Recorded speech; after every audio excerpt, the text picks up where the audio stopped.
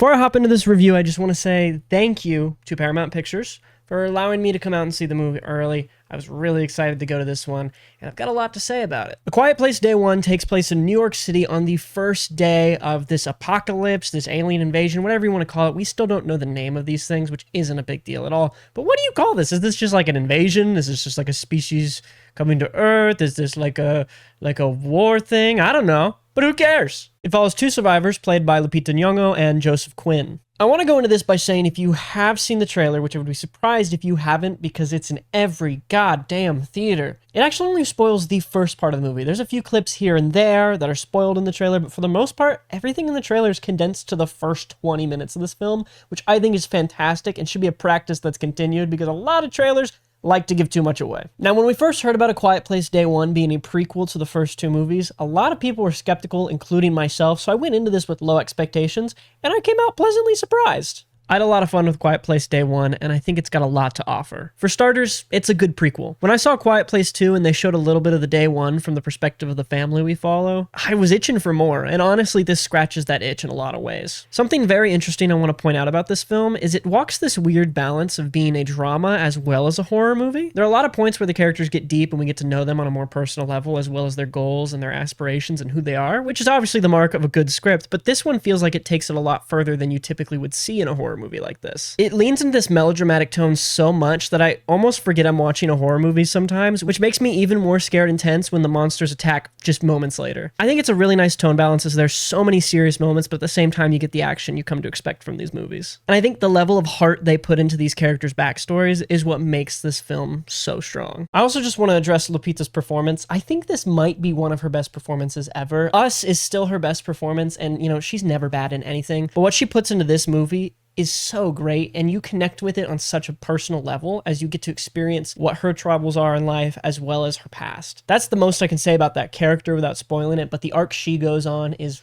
really great, and you end up leaving it with this bittersweet feeling that I feel a lot of these monster flicks don't actually capture unless it's something like Godzilla -1. I think my biggest complaint with the film comes in the jump scares. The jump scares felt almost egregious in this movie compared to the last one. There's a lot of times of just sheer silence, which is very intense and very well done and well crafted, as all the sound design is in all these movies. But then to suddenly just rely on a jump scare to drive that tension even further just kind of got annoying. It was almost to a point where I just wasn't enjoying certain sequences because I knew it was going to end in a jump scare and I was just prepping myself for it. And while that might work for some people, it just didn't really work for me. I'm not a big fan of jump scares. I think they're a cheap way to get you startled. I think they can work well. I think of movies like Hereditary or Exorcist 3, but then I see it done in something like this and I'm like, okay. Or even the first Quiet Place had some good jump scare executions, and I think they can be done well. I don't think this one handled it as well, which honestly took me out of the experience a little bit. Bringing it back to the performances, Joseph Quinn actually did a really good job. I've only seen him in Stranger Things Season 4, and I didn't think he was bad in that. I just thought the character was weirdly written. But seeing him actually give a performance that is well scripted out is awesome. I mean, he's a good actor. I was quite surprised by him. Obviously, he was acting alongside Lupita, which is a hard, bar to cross since she is such a phenomenal actress.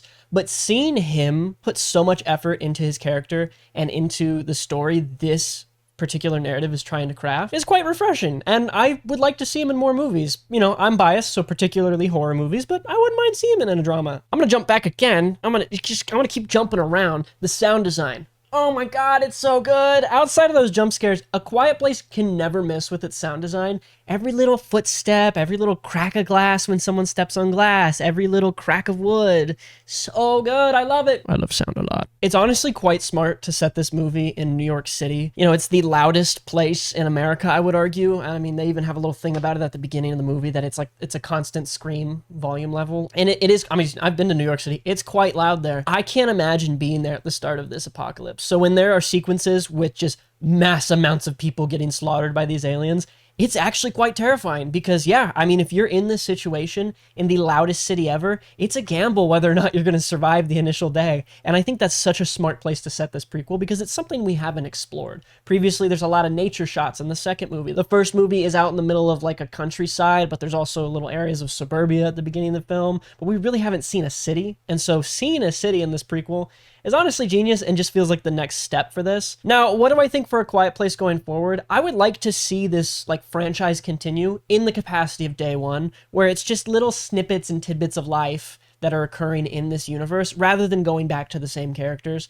I love the first two movies. I'm a fan of them. They're like very much popcorn movies for me with great sound design. But I really don't need more of those characters as much as I love all the actors and their performances. It was just refreshing to get another take in this universe from a different, perspective, different characters, different area, all that kind of stuff. And I'd like to see that going forward. You don't need to call it day 743, but like maybe next movie they should have like a quiet place set 40 years into the future. Like, we've established a society now of quiet people and things, and it's been established for generations and that kind of thing. So I don't know. I'm really interested to see what they do next with this franchise.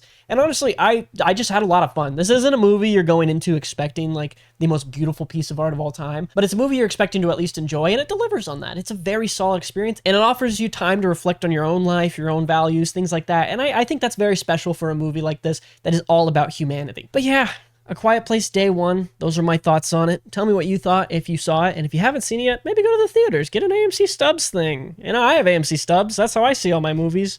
And yeah, thanks again, Paramount, for letting me go to this movie, and that's all I got for you today.